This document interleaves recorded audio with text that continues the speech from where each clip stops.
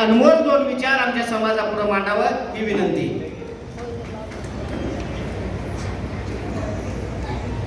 आज सोलापूर लोकसभेच्या या निवडणुकीनिमित्त कोळी महासंघाच्या सर्व कोळी बांधवांचं मी स्वागत करतो. आपल्या सगळ्यांच्या चरणी वंदन करतो.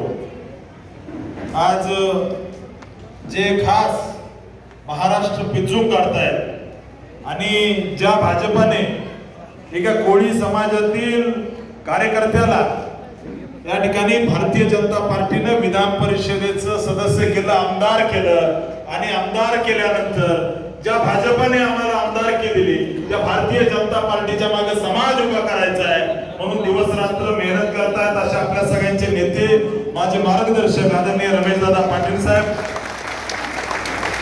व्यासपीठावर उपस्थित आपल्या या भारतीय जनता पार्टीचे अध्यक्ष आदरणीय नरेंद्रजी काळे, आपले माजी महापौर यंदमाताई उपस्थित, आपल्या पंढरपूरचे नेते माजी नगराध्यक्ष आदरणीय भाऊ या ठिकाणी उपस्थित, आपले ज्यांनी अतिशय कष्ट केले या मेळावा भरवण्यासाठी असे लोणारीजी उपस्थित, श्री प्रकाशजी बोबडी, देवानंदजी भोईर साहेब, सतीशजी, चंद्रकांतजी घोडके, शिवशंकरजी फुले, लक्ष्मणजी सिरसाट या ठिकाणी उपस्थित, मंचावरील सर्वच मान्यवर मंडळी, आमचे पंढरपूरचे अध्यक्ष विक्रमजी आणि सोलापूर जिल्ह्याच्या कानाकोपऱ्यातून लोकसभेतून उपस्थित असणाऱ्या माझ्या माता भगिनी, सर्व कोळी महासंघाचे कार्यकर्ते आणि कोळी बांधवांनो, मी सगळ्यात अगोदर आपल्या सगळ्यांना शब्द देतो की येत्या काळामध्ये भाऊ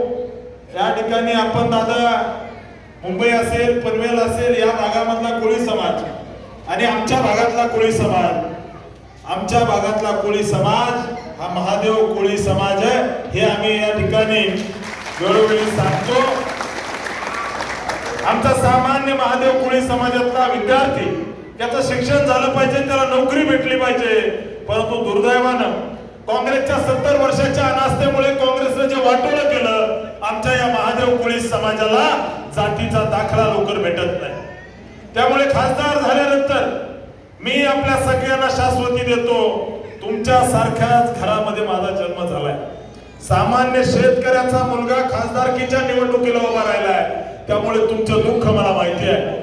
भविष्यामध्ये सोलापूरच्या कलेक्टर साहेबांसोबत दादा तुमच्या नेतृत्वामध्ये फडणवीस साहेबांकडे आपण एक सोलापूर मधल्या महादेव कोळी समाजाची मीटिंग लावावी. या ठिकाणी भविष्यात या समाजाला असणाऱ्या जातीच्या दाखलीच्या अडचणी, असणारे त्या ठिकाणचे कास्ट व्हॅलिडिटीची अडचण, आमचा हा समाज जो अनेक वर्ष गावगाड्यामध्ये कष्ट करून स्वतःची उपजीविका भागवतो, आज शिक्षणाचे दिवस आले आहेत.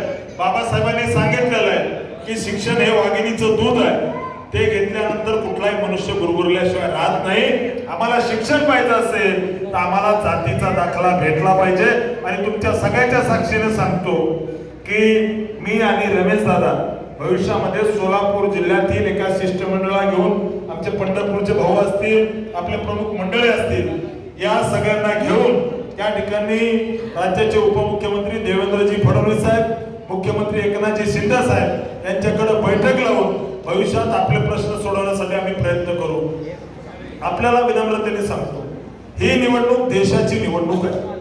माझे वडील काय आमदार, खासदार, माजी मुख्यमंत्री नव्हते. एक शेतकऱ्याचा मुलगा, काम करणारा आमदार म्हणून पार्टीने मला या ठिकाणी उमेदवारी दिलेली आहे. त्यामुळे तुम्हा सगळ्यांना विनंती करतो, भावांनो, सोन्याचा चमचा तोंडात घेऊन जन्माला आलेला हा राम सातपुते नाहीये, तुमच्या सारख्या शेतकऱ्याच्या घरात जन्मलेला कार्यकर्ता.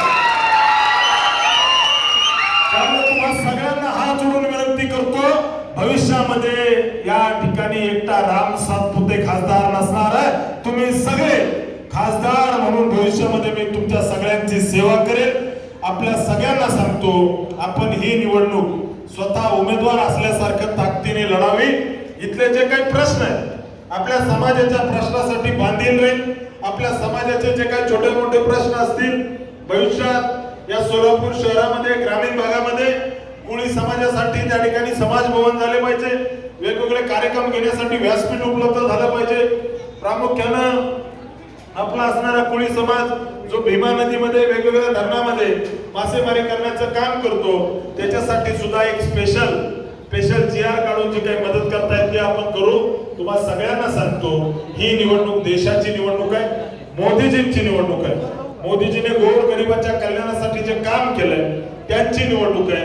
त्यामुळे तुम्ही सगळ्यांनी एका शेतकऱ्याच्या मुलाला, एका ऊसतोड कामगाराच्या मुलाला संसदेत पाठवा. तुमच्या सगळ्यांचे काम करण्यासाठी तुम्हा सगळ्यांचा सालगडी म्हणून भविष्यात काम करेल, एवढं त्या ठिकाणी सांगतो. जय श्रीराम.